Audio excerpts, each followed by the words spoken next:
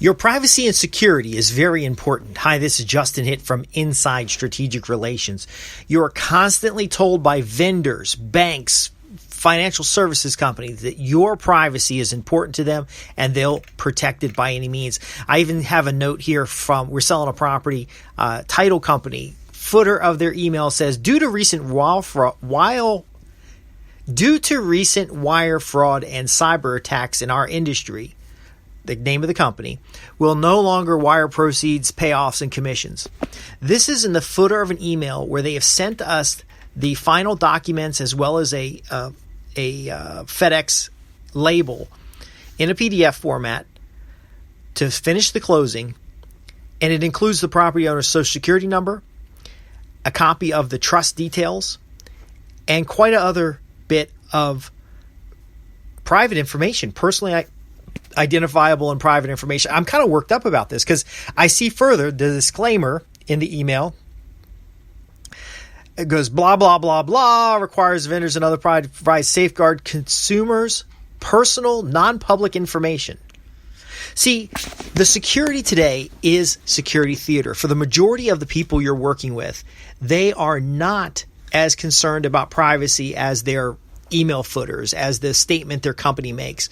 And in fact, when you are concerned about privacy, in the case of not allowing minors to be photographed, for example, protecting the location of a child's home, protecting the location of a child's school, not including your child in photographs on social media, knowing full well that Congress has twice sanctioned Facebook and Google about selling that data.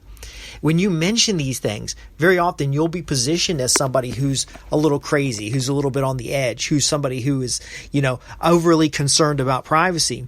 But let me tell you something. I work in the risk management industry. I'm an analyst for regulatory related laws, rules, regs, that kind of stuff. And it is so easy today at the way data is to find out things that you don't want shared. And here's what's more important. When you're an affluent individual, you become a target. I'm on the phone on a meeting. The meeting is furthering education about cybersecurity. They're talking about internal threats. I get a text. The text asks me if I have used my credit card in Mexico. Obviously, I did not. At that moment, I was on the phone doing something else, and 5 minutes prior to that, my credit card is used for a $300 and some transaction in Mexico. Well, fortunately, I have systems in place to protect me from that kind of stuff. But think about it. They talk about privacy, they talk about concerns, and then there's still data breaches. That's because all they're doing is talking about it. Now, here's the bigger picture. Remember when we talked about that income pyramid? If you had 100 people in the room, 2 of them would be in the top of the income pyramid, 2 of them would be at the very bottom of the income pyramid, and then there's the majority in the middle. Well, those majority in the middle don't have a lot to lose. And in fact, when things are lost, they say, oh, it's those people at the top's problem, not my problem. Or, theft only happens. They hear about Oprah Winfrey getting, they skim money off of Oprah Winfrey's accounts, and a couple of her internal staff stole from her. And they say, oh, that's Oprah. You know what? She's a target. They're going to go after her. Not realizing that $150,000 a year, $250,000 a year income, there's a higher population of those individuals, and they're a much better target. It's a much larger risk profile. Now, here's another concern you should be frustrated about. These vendors are going to keep doing this kind of stuff because it expedites their transaction. We're selling a house in another region. It's a 4-hour drive to get to the property. And so we're handling everything over email. But email itself should be considered like a postcard. It should only reference the secure location of the document itself. And then by referencing the secure location of the documents are then in themselves protected. I don't know. I get a little worked up about this because it's your money at risk. It's your personal safety at risk. It is your well-being at risk. And when you start getting in a position of influence and you have access to individuals, you then become an attack vector for other individuals. Now, this sounds paranoid, but there's these things called spear phishing campaigns. And that's where a mailing list is procured, whether they're using Google AdWords or they're using Facebook targeted ads or LinkedIn profiles. Everybody's got the public LinkedIn profile. They're mining down relationships And then they're targeting individuals for credit card fraud, identity theft, and much worse. Now, what's likely to happen is the credit card fraud and identity theft. You've probably had that kind of stuff happen before. But there are other activities like what happened recently for us and a couple of our friends is that they received calls from foreign nationals that were trying to set up an extortion campaign. Now, I'm a little more transparent about this stuff because this is the industry I'm in. Creating and keeping profitable customers, building profitable relationships. Well, a negative profit relationship is the fraud angle. It's the becoming a target. Now, very often it's nothing personal. They get a list, they narrow down the list, they put a robo-dialer out, and they start spamming out people. Finally, somebody answers, they take the bait, and then they move forward from there. Some of it is corporate espionage in the sense that they're trying to steal corporate secrets. They're trying to get access to the organizations you work for, and they look for certain job titles. In other cases, and I've been in careers where we briefed on what to put out in the public and what to put out in the private, very often it's robots that go out in the public to try to find certain characteristics of individuals and then to contact them for various types of frauds. The frauds themselves are ancient. They've been doing this stuff forever. A lot of people want to take a shortcut and try to get money, but it's really, from the help desk support fraud to the phishing emails to the, attachments that when you open them, they put a virus on your computer. These things are massive inconvenience for people who have real work to get done. What do you do about it? Well, I just sent an email back to this individual, and I said basically that, you may not be aware, but the document you sent included the Social Security number of the property owner. And please be more careful about the documents that you send, and reminded them of their own security message. However, do not do business with vendors who demonstrate to be unsafe. We were buying a house, and our entire mortgage application was asked to be sent over email during the adoption process. The entire dossier was sent over email. And we keep explaining to people, this is not a secure method of communications. So I've gone to the point where I don't actually check email very often. I tell folks, I don't check my email. Somebody else checks it. Please do not send anything that's private. I tell folks, use a Dropbox, use a secure document exchange, use passworded documents, even though a passworded PDF is not really not that much more secure than a plain text PDF. The key is that the software and computing powers available today makes it easier to search things. In my own office, I search 12 terabytes of records in order to find the things that I use for my clients. Now, that might be 12 terabytes in one way or 7 terabytes or 3 terabytes, depending on the search criteria. Because if I know what I'm looking for, I can narrow down the search and have to search less material. Being a high-income professional, being a high-net worth individual, it's easy to find you. They just simply look for job titles like president. I remember back when I had my first company, computer consulting company, I had business cards, and I like to go to clubs. I was 19 years old, 20 years old. I go to the club. It's too noisy. The person's like, what's your name? So I give them my business card.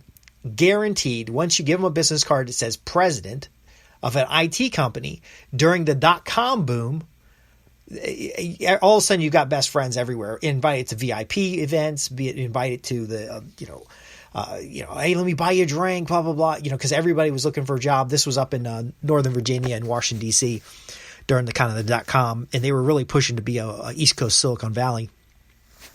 But the point I'm making is that if you're leaving a wide attack profile by bragging about certain relationships, about presenting things above and beyond, so driving a Mercedes instead of driving a car more adapted for the use of the vehicle that you're going to have.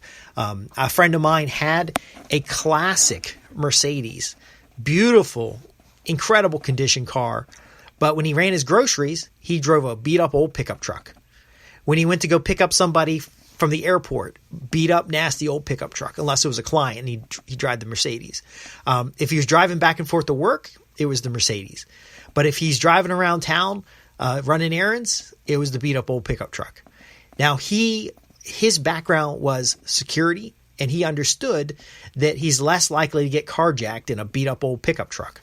But the Mercedes itself was beautiful. He took great care of it. And it was not quite a collector's item, but it was something that he understood presented prestige and power. Drive that to the club, but don't drive that to the grocery store. I actually saw a Maserati at the grocery store one time. He might have been in the subway. They might have gone in the subway or the food line. I'm not really sure, but there was a Maserati out in the parking lot, and it just didn't make any sense. If someone's going to target something, they're going to target the car with a high resale. They're going to target the individual that's kind of showing the money. You want to instead focus on the value of the interaction, the security of the interaction, and use some discretion. I'm in an awkward position where I share things with you because of being a newsletter provider and educating my clients and working directly with the clients' challenges. But I don't say client X, Y, and Z had this specific problem. I genericize it so that I can give you a practical case study, but also protect the interests of a client. You should be doing the same with your customers. You should be doing the same with your business relationships. You should look out for the opportunity to protect those in your inner circle. And from there, protect your family, protect your community, and protect yourself. Now, there's this new trend of folks making $200,000 or more starting to move into communities together. And they're either a gated community or they're a tight-knit community. Now, why is that happening? Well, because in the news, people used to be banging on the top 1%. Now they're looking at the top 20%. And then a lot of folks are talking about socialism and communism. Well, you want to protect yourself. It's better to be in a community of wealthy individuals or community of high income individuals than to be in a community of where you're at risk. However, sometimes, depending on your lifestyle, you can be in the middle of a community where you are in the top 1% and everybody else is in the top 20, the bottom 20%, and you might blend in better there. It really just depends on you and your personality. I know a lot of folks that moved out into rural communities so that they could have a quiet life and focus on work or focus on family. But the point I'm making here is that you've got to constantly be on top of your vendors. If they do something that is not secure, you need to nix it in the bud. Now, so this title company just sent me another email, and they sent it via their secure system. So I knew they had a secured system. They send me a document to make it faster, to expedite the process. The document contains personally identifiable information. There's no way to get rid of that. You're not going to scrub it out of the message system. Bad enough I'm using Gmail for publicly facing stuff. The bottom line, folks, though, is you've got to be diligent. They have a secure message system. Their secure message system has expiration-based messaging. Now, if you're a small business, you don't necessarily need a big platform or anything to do this. There are a number of ways to do it. The point is awareness. Awareness. Are you functioning in a secure manner? So here you go. So they come back and they say, I apologize. She already went over the documents. See, we're not even going to get into the expediency of, oh my gosh, we're not even going to get into how poorly people communicate in business. The key is let's just keep it secure. I'm Justin Hitt with Inside Strategic Relations, helping you create and keep profitable customers and turn every business relationship into profits guaranteed. Let's keep it secure. Let's do some actual cybersecurity.